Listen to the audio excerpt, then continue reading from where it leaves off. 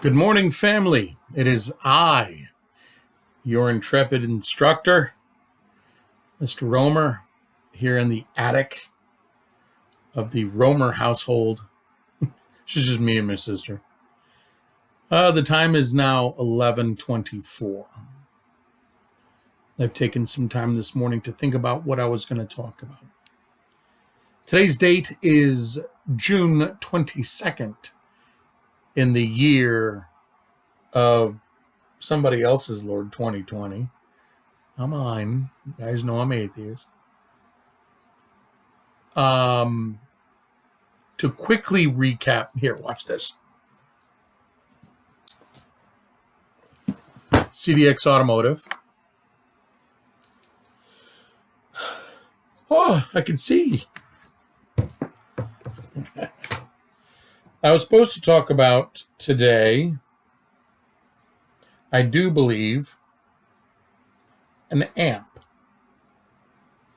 An abbreviation for amperes, the unit for current measurement.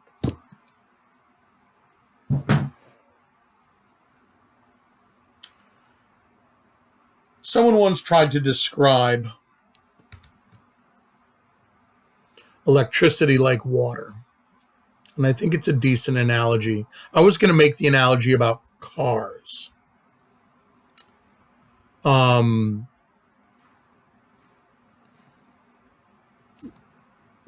do both, and then we're going to talk about something else briefly. When we talk about cars and voltage, we deal with things like 12-volt systems. A lot of the times we talk about voltage, but we don't talk about amperage or amps. We hear about ohms, which is resistance, and we'll do a lot about that where stereos are concerned, and we'll get to that eventually. But what I really need you guys to wrap your head around is the differences between voltage and amperage. Voltage, if you're talking electricity acting like water, voltage is the diameter of the hose that you have. Amperage is the pressure of water going through the hose. If voltage is the size of the hose, then a battery that you put in your flashlight is the diameter of a straw. Now you can push a little bit of amperage through a straw, means the pressure of water, but not a whole lot of water is getting through. I don't care how hard you stack the amperage behind it, 1.5 volts simply can't push a lot of amperage. There's just straw's too small. Let's call a garden hose a 9-volt battery that you put in your remote control. Again, 9-volt, small garden hose. You're going to get a little pressure out of it if you get a whole bunch of 9 volts together, right? They have a little amperage, a couple amps, maybe. A full-size garden hose, and before when I was talking about a little garden hose, a full-size garden hose at a house that you hook up to a house, and you can water the garden and spritz the lawn. Well, that's a 12-volt system, and you could put some gallons of water through it. So the amperes are like the gallons of water. You can push a lot of water through it. It's pretty good. Now we start talking about hybrid vehicles, 48 volt, 72 volt. This is on par with a firefighter hose, right? Firefighter hose. That's a lot of volts, 48, 72, even 96 volts. Those are big fire hoses that can push a lot of water amperage through them. Last but not least, you have like a house line, 120 volts. Well, think about a hose big enough to run that is going to be like a water line for the house. There are something big, a big conduit, being able to flow a lot of water through. Voltage is the size of the hose, not the length, just the diameter. The amount of water pushing through it. Remember, water pushes, is the amount of amperage. Now, you can have a gallon of water with no pressure behind it. It has a lot of potential energy, but if there's nothing pushing the gallon of water, it's just going to dribble out the end of the hose. You got to have pressure in the line. That pressure, that pushing, that's your amperage. Okay?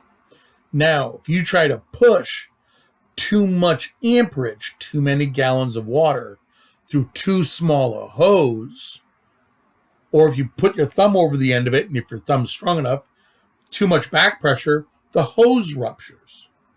Same thing happens in electrical wires. Too much amperage through too small a wire gauge, rated for too much voltage. Not rated for the voltage, I should say. And the wire breaks. So in this analogy, it's the same. If we talk about cars as an analogy, I like to say voltage is the amount of lanes on a highway.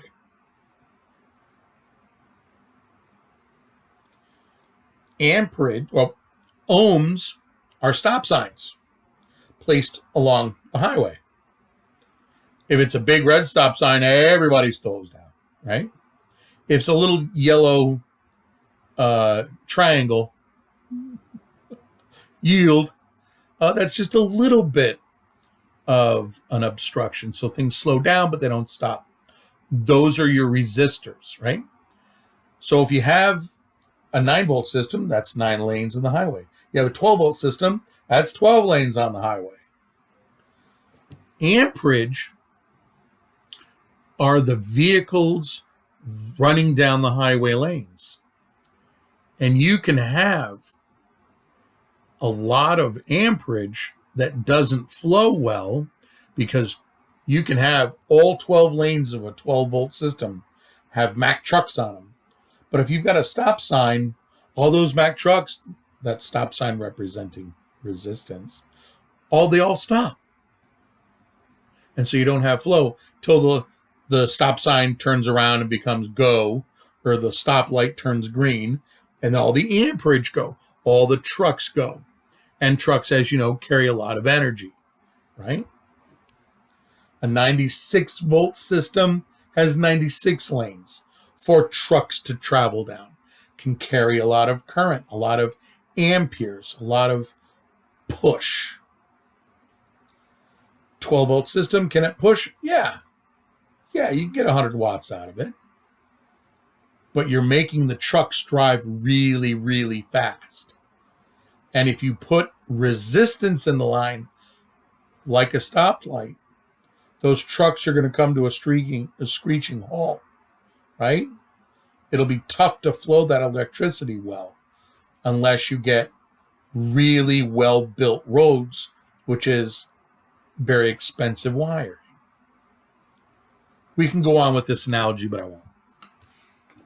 If you guys have any questions concerning electricity and amps, please let me know. The second part of today's discussion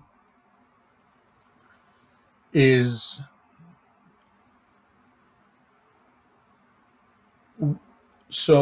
employability.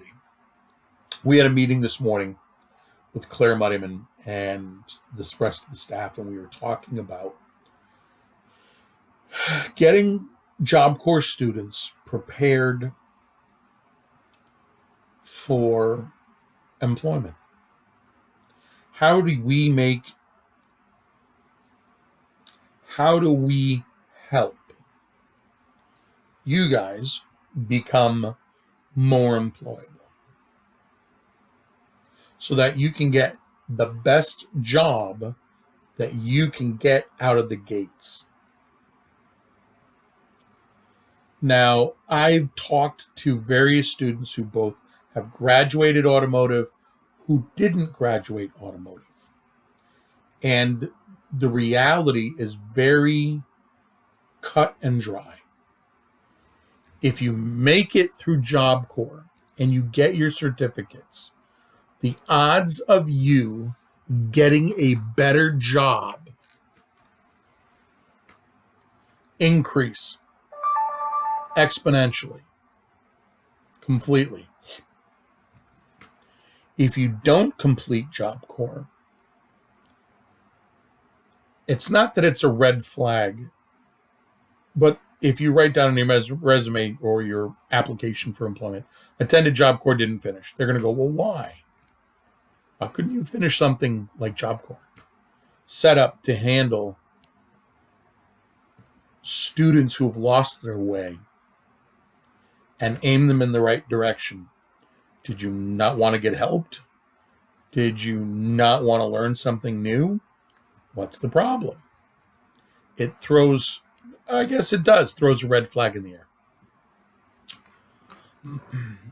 I will say to you that finishing Job Corps at a minimum is something each and every one of you should strive for, aim for, get at.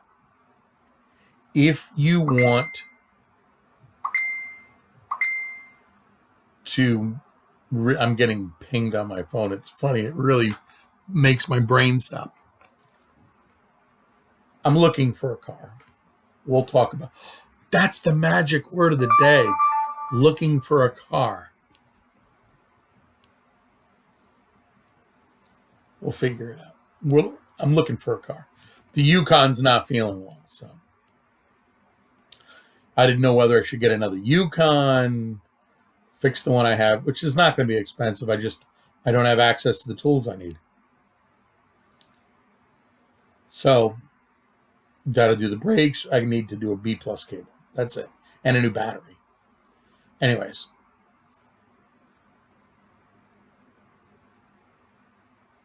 When you attend a Job Corps, it is one of those, you hear King and I talk about the filter system that society has put in place. And I know that there, a lot of it, some of it is rigged against a lot of people.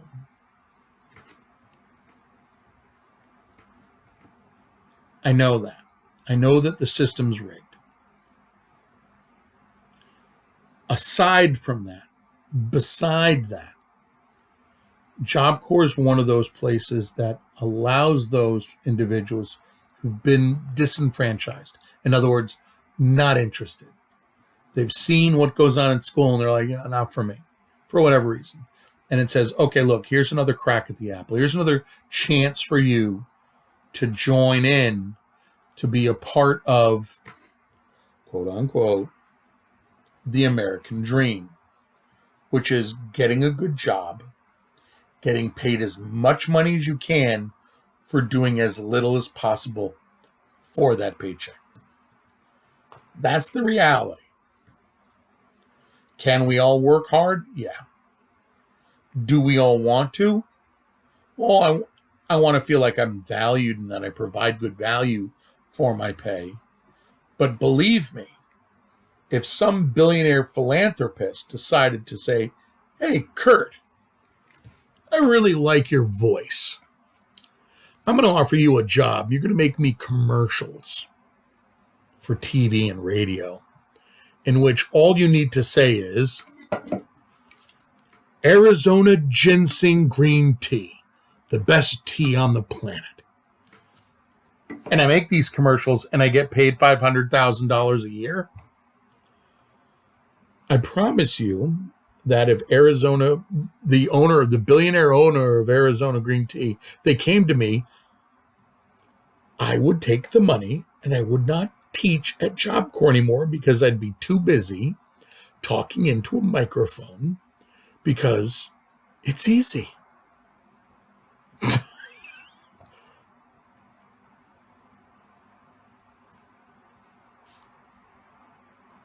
everybody can work hard if you've got the heart for it. Everybody, believe me, I've done all the jobs. I'm 51 years old. I've done hard jobs when I was younger. I've worked 2 Mac jobs when I was a kid, when I was 16 years old, and I got my driver's license. The rule was I bought my car and I paid for my own insurance and gas. If I wanted a car at my house, I had to pay for it. Yes, my dad did help me halvesies on my first one. And we've done a lot of work to it. Put the Ford, the Cleveland motor in and blah, blah, blah. But I'm the one who came up with the source money. And in order to do that, I had to work. And so when I first started working, I was 16. I didn't have a car. The first couple of months that I turned 16, I had a bike. I had a Huffy. I don't even know if they make Huffies anymore. But I had like a Huffy. This is back in 1984, 83. It was a Huffy, and I would ride it down to the center of Amity, which is on the border of Woodbridge and New Haven. That's the Amity district that I was at. And I got a job down there. My first job was at Burger King. My very first job was at Burger King. My second job was at Wendy's. So I didn't like Burger King. One of the managers was just not very nice. And I wanted to work for nice people. So, and I was only at a Burger King for like a couple of weeks, maybe 3 weeks tops. And I was like, heck with this. This person's really nasty. Yelling at everybody. It was really bad. So I went over, and I remember one day I took a break from Burger King, walked up the street 3 places, and there was a Wendy's. And I walked into Wendy's in my Burger King uniform, and I looked at the manager, and I'm like, here, I'll have a Frosty or something like that. And the guy looked at me, and he's like, what, are you tired of Burger King? And I went, sorta. And I was like, staff ain't nice. And he went, oh, you've got so-and-so down there. Like he knew who the guy was. And I was like, yeah. He goes, yeah, he's a jerk.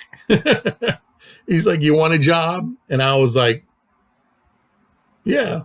He goes, okay, fill out this app. And he goes, Burger King did all the hard leg work. Apparently you're a good worker because you got the uniform on and you're looking for a better job. He goes, I can give you like 20 cents more and I can give you the hours you want, because that was one of the things. He goes, I got the hours. You want to work? And I was like, yeah, I want to work. And so I remember that afternoon, I did a classic, walked into Burger King, had a T-shirt underneath, wadded up my Burger King thing and threw it at the manager's feet. So I quit. Walked up to Wendy's, knocked on the thing, and I was like, I'm ready to work. He goes, tomorrow? I haven't even sat down with your application yet. I go, okay, that's fine, tomorrow. And literally the very next day, right after school, I went right down on my bike to Wendy's and sat down with them, had the interview, and handed me a Wendy's shirt. And I just got right behind the counter, learned the menu items on the countertop, the cash register, learned all the buttons to push, and I was off and running. Second day, I turned around and started working in the grill because they got shorthanded, and I just jumped right in. They didn't even ask. If you work register, you work register. And I was working register, and I looked over, and there was like, no one's putting order down. So I'm like, I'm putting the order down. And the customer was like, yeah, fine by me. So off I went, off to the races, and I did the job. And I did it so well that when I finally, and I was only 16. So at that point, I'm making money. I'm working for Wendy's for 3.5, 4 months. And I was like, hey, I'm really cruising at this. Is there any bump in pay? Guys, like, I gave you everything I could when I hired you. And it's like, oh man, I'm really, really hustling. I'm making a good paycheck, buying a car. I'm 16 and a half almost and itching to get into my car I hadn't set my sights on it. And the guy's like, it's like, okay, I get it. I need more money, so I'm going to have to look around. He goes, no, I get it, man. It was great. Work as much as you can. Let me, give me a week's notice. Just don't leave on me. I go, no, I won't do that. You treated me awesome. I won't do that. So payday comes around. I buy the Datsun, but it needs a little bit of work. My dad sees that I bought the Datsun. He goes, look, I know you're chomping at the bit to go to work. He goes, use the Mustang in the time being. So my very first car that I drove was not the car that I bought. The first car that I drove was a 1966 Ford Mustang convertible. It was my dad's. I was a pimp in that thing. I was young Kurt Romer in a yellow convertible Mustang. I'm just going to leave that thought there, because any presumption you make on that, it was a young lady magnet. It was a good time car. It was a convertible. I got pulled over in it. I both got tickets and got out of tickets. It was a jammy of a vehicle. That being said, I think you guys call them hoopties. That being said, when I finally got my steering wheel, meaning I got my driver's license, I got a car, I instantly went out to McDonald's on the highway in Milford. I worked McDonald's I-95 South. I worked 95 southbound. And I came in 2 weeks, learned the restaurant, and in 2 weeks they had me as swing shift coordinator assistant, if I remember correctly. I was an assistant to the swing shift manager that worked late in the afternoons into the early evenings. And I literally was at that lady's elbow, help running the store. If she was in the office doing auditing, I was in the upfront managing the kids that I was working with. Heart, enthusiasm, positivity go a long way. I know what it's like starting off at a low job, and you make the best of it as much as you can, always looking to get up to the next level. Now, if I had a Job Corps that I could have taken advantage of, I would have. If I had known about it, I would have taken advantage of it and started off not even dealing with being a flipping burger guy. I would have gone right into, middle of the upper of the pack to try to be that swing shift manager. I know what she did. It wasn't hard. There was nothing hard about those jobs. They required attention. They required persistence, and they required enthusiasm. I had those. You guys have those. But, a little bit of math, a little bit of addition and subtraction and understanding percentages, you go become a manager at one of these places. It's not that hard. You can get that training at Job Corps, Office Administration. You're doing it by taking math and English. You're reading and all that. All those things are designed to help you become more employable in the world out there. And believe me, the cash difference, when I became assistant swing shift manager, and eventually I became swing shift manager,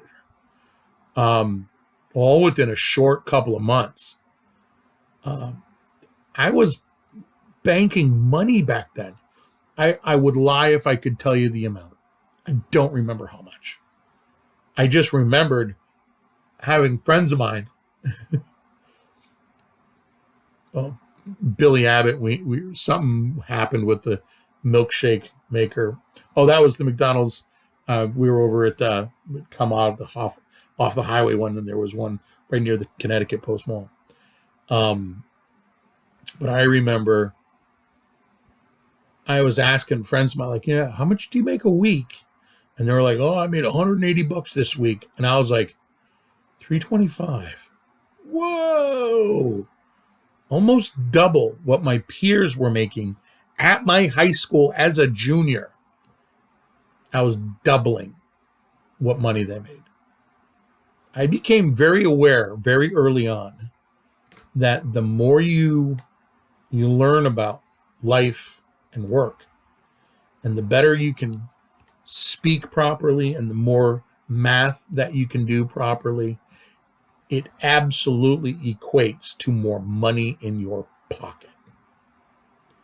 As a matter of fact, if you are really, really, really good at things, you get away with a lot of stuff too. Now, that's something that they don't talk about. I don't mean get away with bad things, but I mean things like, oh, we have a beard policy, except for Kurt. He can grow a beard. Why? Because he can do what he does. I worked for ESI, company Executive Security National. I worked overseas. I was definitely not allowed to wear a goatee. Goatee was considered passe. It wasn't the style when I was rocking it. I remember being told by my immediate supervisor, he goes, Rome. I go, yeah. He goes, you really like the goatee, huh? I was like, yeah. He goes, you're one of my best team leaders. He goes, just don't stand up in the middle of meetings and call attention to your beard. Just sit quietly in the background. I love having you here. You're a great leader. You run your team well. All your members love you. All your teammates can't say enough about you. Everybody's got your back. Just hide your beard. If you're going to talk, just, like you got a headache, keep your hand. When you're good at your job, you get passes. Little passes. I'm not talking about, you get your hand stuck in the cookie jar kind of stuff. But people aren't as quick to lower the hammer on you if you're really good at your job. That's one of those things they don't talk about.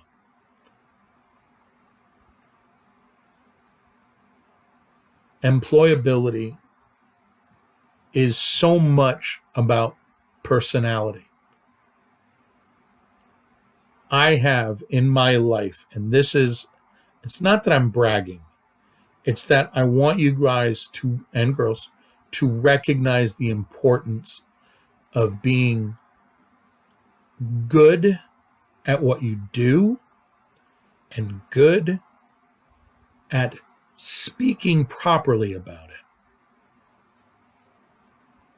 Being able to use the English language to your benefit will get you not just the better job, but the better employer. And on top of all of that, it helps you with people, especially people in positions of power who have control over your employment or parts therein. Early on at ESI, I remember being really good friends with the guy down in Human Resources, who was the guy who, ESI, you have to be clean shaven, except for me, because I was really good. And I was really nice to people. Like, I wasn't a jerk about anything to anyone back then. I still try to maintain that now. I'm a little older, a little grumpier. But the reality is, I made it a point to speak as well as I can at all times, say nice things to good people. And I was always surprised that everybody else would have problems. I got problems with so-and-so. He's such a jerker. She's such a mean person. And I would come over and go, hi, I'm Kurt. Pleasure to meet you. Is everything okay? And they would always react nicely to me. Niceness and kindness even in a job interview, goes so far. Everyone on this planet can go, oh, hi, my name's Kurt. This is my resume. I'm a really good worker.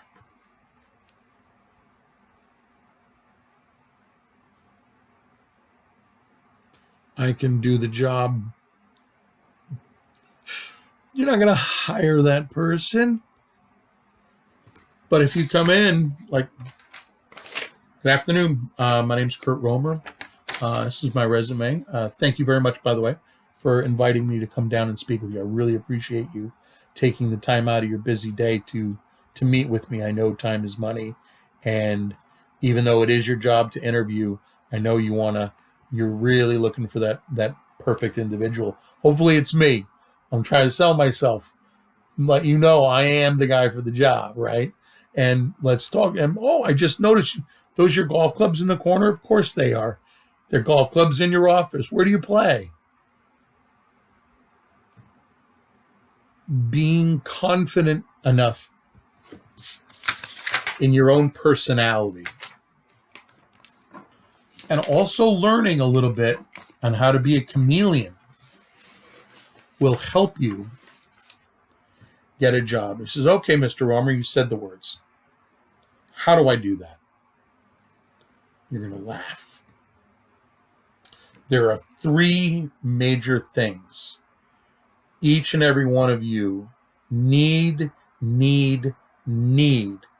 to practice. 1, it sounds bizarre until I tell you why. Watch stand-up comedy. It sounds stupid, but allow me to explain. When you watch a stand-up comedian, you're watching someone who has been given a microphone, walks up onto a stage in front of people who don't know whether they're going to like the comedian or not. Might go good, might go bad. And the comedian does several things. They take the microphone, they speak to their audience, and they try to get them to laugh using wit, which is nothing more than looking at the world around you and finding the things that make you go, and talking about them. When you watch a comedian, you are literally watching someone who has mastered the art of broadcasting a positive personality. Sometimes the comedy might not be as great as you think, and you're like, it's kind of not funny. But I want you to watch it not as I hope they make me laugh, but more of, what is he doing? What is she doing? Why are they doing that? Start looking critically at comedians on stage and try to learn some of the things that they do. One of the greatest things that I learned from my dad and watching comedians and doing stand-up myself was the ability, and this will lead you into step number 2, speak clearly. I cannot stress this enough. Speak not slowly so that everyone falls asleep. And also don't talk so quickly that everyone has no idea what they're talking about. And it's really, the words start blending together because like a mumble rapper and everything else is just going around it. And I was really a good guy until I had like the 4 cups of coffee and then I'm bouncing off the walls. And no one ever is really not going to listen to you. Use and learn to use the whatever language it is that you're applying in I was just going to say learn English because that would be incorrect, especially if you're in a predominantly Spanish neighborhood, working at a bodega where everyone speaks Spanish.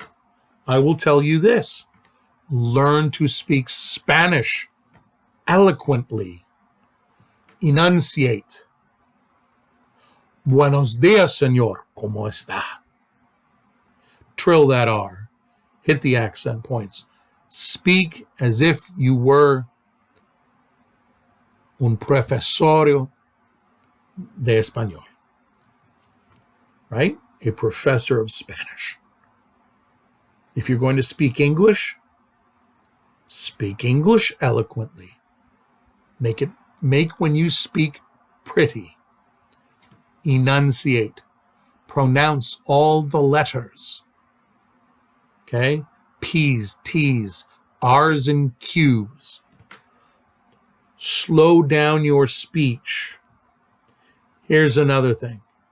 And here you'll understand this when I say it.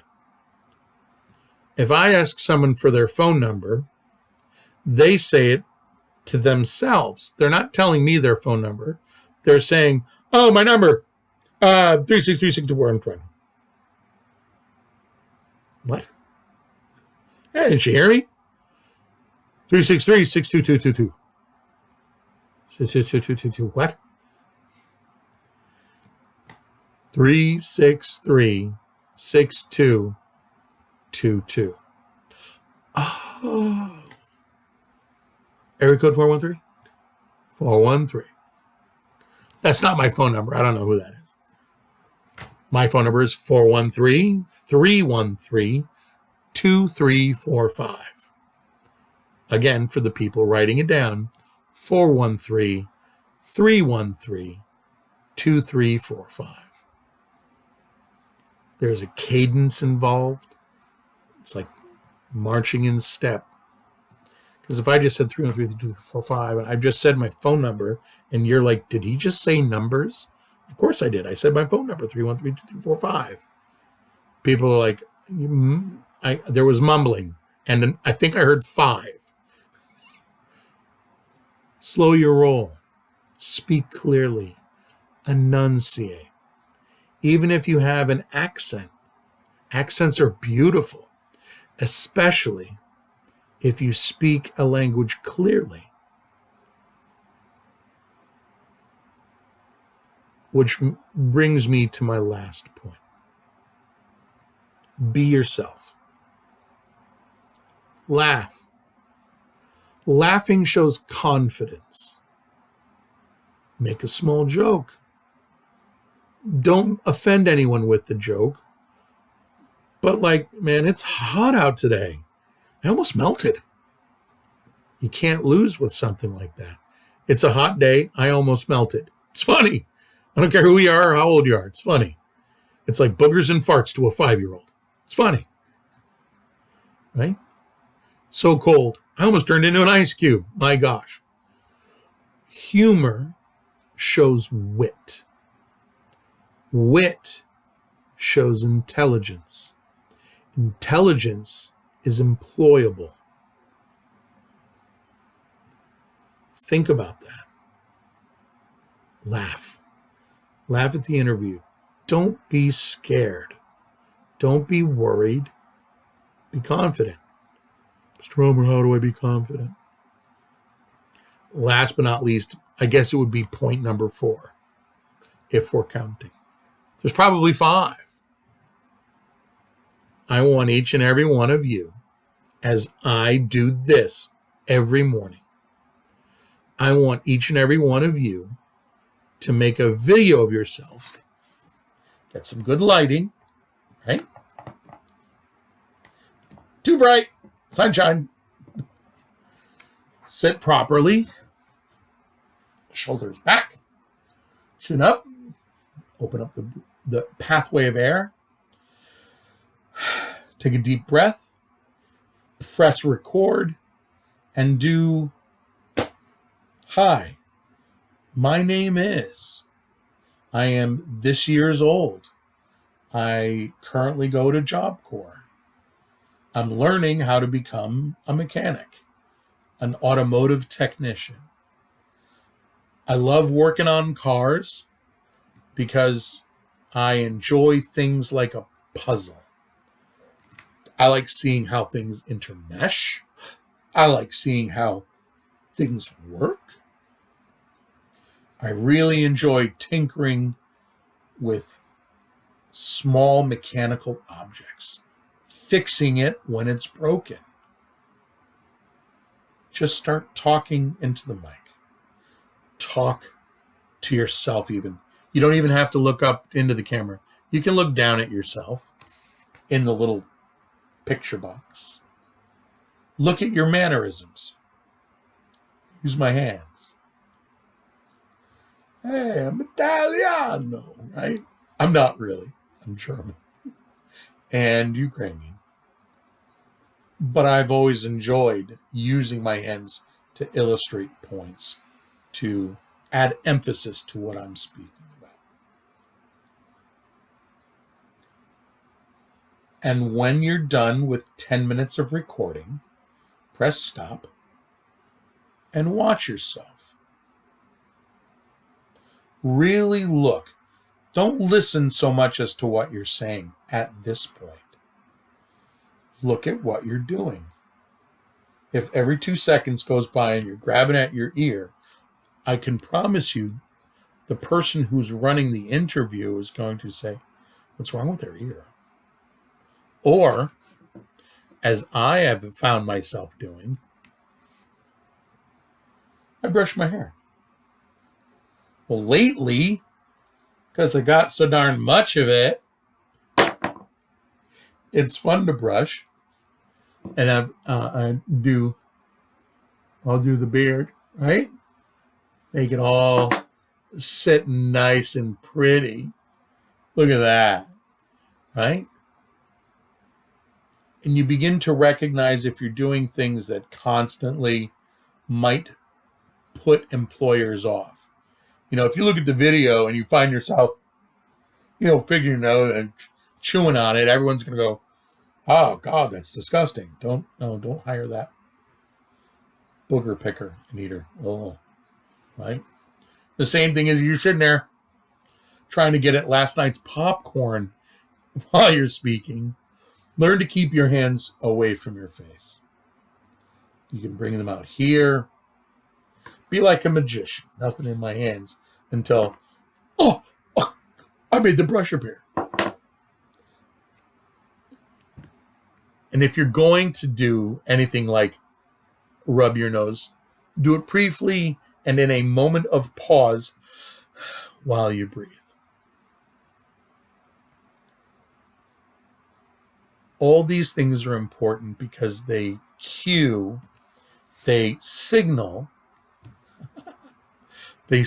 to the individual who is conducting the interview that you're an employable human being. You don't pick your nose. You don't rub your eyes for 30 minutes complaining about sinuses. If you know you're going to have sinuses, take some what is it? Aleve, Excedrin, ephedrine. Take some antihistamines before so that even if you do have it, it says, I'm taking some medication. I should feel better in a minute. Apologize if I have to rub my eye once in a while. Call it and acknowledge it and get it out of the way. Because if you just sit there for the whole interview rubbing your eyes, the interviewer subconsciously is going to go, there's something wrong with that one. Be personable. I guess that's the overarching theme. Watch comedians. Watch how they work. Watch their timing. Watch how they speak. Listen to their cadence and their timing. I say watch comedians because it's fun. If I told you, I want you to go and watch 3 hours of Walter Cronkite or 3 hours of Dan Rather, two amazing reporters whose ability to command the English language. Here's one. I want you to go and find me 2 hours of video of Maya Angelou. Maya Angelou was the uh, poetess of the United States. She was the one who she would write speeches. She would be the laureate, the person who represents the pinnacle, the top of speaking, of oration. I would say go listen to Maya Angelou, read her poems, read her short stories. And she has videos of them reading them aloud. And it's beautiful. It's like music to me. Some of you guys might find it boring. I don't want you to be bored. I want you to enjoy what you do. And one of the first things you can do is get a laugh out of a comedian. When you laugh, you show that you're intelligent because you understand the joke. Listen for the jokes. Let your brain work. Remember, comedy is wit. Wit is intelligence. Intelligence is employable. When you laugh, you show yourself to be a good person. Mean people don't laugh. Well, they laugh, but they laugh at other people's pain. Nice people laugh at funny jokes. You let the employer know, I'm funny. Everybody likes a little bit of funny. Matter of fact, it makes people's day when you make a funny joke that doesn't offend anyone, obviously. And it's hot out. I melted. Look at me, I melted. Right? Everyone laughs. Self-deprecating. Make it about yourself. And what happens then is that people go, I like that guy. That person's really nice. It made me laugh. I had a tough day today. My boss came down and yelled at me, and he walked in or she walked in, said that funny thing. What a nice person. And then the next time you see them, you smile. And maybe you say something quick-witted at that moment. Or just smile and say, hey, it's good to see you today. And you remain positive.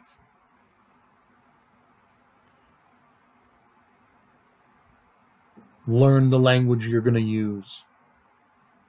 Learn to speak clearly. Make a video of yourself and then watch it. Watch to see if you're doing anything. Watch to see if you're mumbling, you're not talking a lot. You're just kind of reading about like upcoming due today at 7:59 a.m. and attendance and everything. So, and then new assignment posted today for that. What? Speak clearly. I posted a new assignment today for attendance for this Monday. And smile when you say it. So proper, make the video, watch yourself, critique what you're doing, and then make another one. Make another video. If you're going, Mr. Romer, what do I talk about? I don't think about anything. Go, okay, I got you covered. Here's what I want you to do for employability purposes. I just made the camera stop. Please. Still going. Touch the button. Crack open a book. Any book. Doesn't matter what. Could be comics. Could be the newspaper. Could be the phone book. Doesn't matter. TV guide. Could be the ad paper in the middle of the newspaper. And I want you to read out loud. Practice. Some of you, the English language might be difficult. English as a second language. If you listen to me trying to read in like Latin or Italian, it might be off. I might not be great at it because it's not my first language, or my second, or my third. And I wouldn't be, people might laugh at me when I tried to read Italian because I would mash it all up because I haven't been schooled in Italian. So it takes practice. And that's what I want you to do. Videotape yourself inspecting, diagnosing, and calibrating the TPMS. You don't always have to look up at the camera. You can just put your head down. Inspection, diagnosis, and calibration of the TPMS is required in several general situations. Now, I've had a lifetime of how to do this. So it's like, wow, Mr. Romer, you read really well. Don't be impressed. I've been at it for 5 centuries. 5 decades. Okay? And my dad was a radio announcer, so speaking for him was the art of all arts. The ability to use your voice in a powerful manner. A lot of you are going to read like this, and it's perfectly okay. Inspection is needed whenever the tires have been dismounted from the wheels. Good. You've read the sentence. That's half the battle. Now, reread the sentence, but now try to imagine, okay, so an inspection is needed whenever the tires, so we're talking about tires dismounted from the wheel. So when they take the tires off the wheels, the inspection is needed. Oh, okay. I kind of understand what it's talking about now. So every time that you take the tires and wheels off a car and you take the tires and wheels and you separate them on the tire machine, right? You got to get the bar and then you need an inspection. You begin to recognize and understand what it is that you're reading. And now, once you realize, they got to do an like speaking to me, they got to do an inspection every time they pull the tires off, man. And I'll go, yes. Now read that statement again, knowing that an inspection is needed every time you take off the wheels and tires. Okay. Inspection is needed whenever the tires have been dismounted, yep, from the wheels, taken off. Can I say taken off? You can say taken off. Good. Inspection is needed whenever the tires have been taken off from the wheels. Learn to read not once through, not twice through, 3 or 4 times through. And so the last time you read through, you're not reading, you're having a conversation. When you've mastered that, and you start reading into the camera, and you don't sound like you're simply going word for word in a sentence, where it becomes more of a conversation that you're having with the camera or the audience, you'll begin to realize your speaking will become better. Speaking in front of large groups of people is called oration, an oratory. A lot of people are super nervous about talking in front of people. You shouldn't be. I know you are. Speaking to other people is nerve-wracking. I'd rather speak to a crowd of 10,000 than it is to one, because I have done it enough. Speaking to 10,000 people is easier for me because I don't have to worry about fielding questions coming into me. I just say what I need to say. One-on-one conversations are a little different. Now you got to worry about, what is the other person thinking? What are they going to ask me? Am I going to have the right answer? Am I going to look stupid for not knowing the answer? That's another thing. Nobody knows everything. No one's expecting you to know everything. I know I never expect anyone to know everything. So if you don't know something, just say, I don't know that one. I know a lot of things in my life. I just don't know that one. How many lug nuts on a 79 Dodge? Oh, 5, 6. Not 7. 7's an odd one. They only stick that 7 on one truck. It's a Ford. 8's, well, those are all the big trucks. I don't know, 5 or 6, something like that maybe. Guess. I don't know. Be okay with not knowing. Be comfortable in it. Make it like, hey, how many fuel injectors in a... I don't know. That's a great question. I'll find out the answer if you want. Don't be afraid to not know. Especially in an interview. Admit when you don't know. Don't baloney the oh yeah, well, the 65 International combined has at least 4,100 injectors in the who's and what's it's. Yeah. Don't do that. Just admit, I don't know. I can find out super quick. Let them know you're okay with not knowing something and wanting to learn. That to me is the magic answer. I've definitely been in interviews for employees where I've said, so in a standard magazine from HK, how many rounds came in the PSG-1? And the guy would be like, 32? 30 round mag for a PSG-1.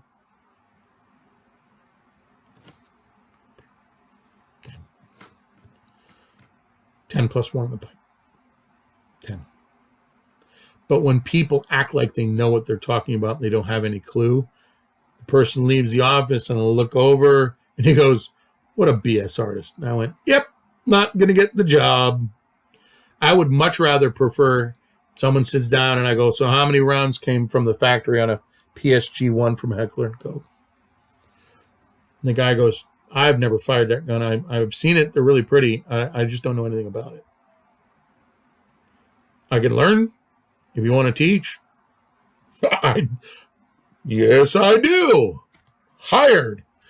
Be that person. Smile. Everyone's had a tough go of it. Just keep smiling. That's enough for today. Everybody fist bump. What was the magic word of the day? I'm going to have to look up what my magic word of the day was. Yeah, I'm going to look it up. I forgot what it was, but I'm going to look it up.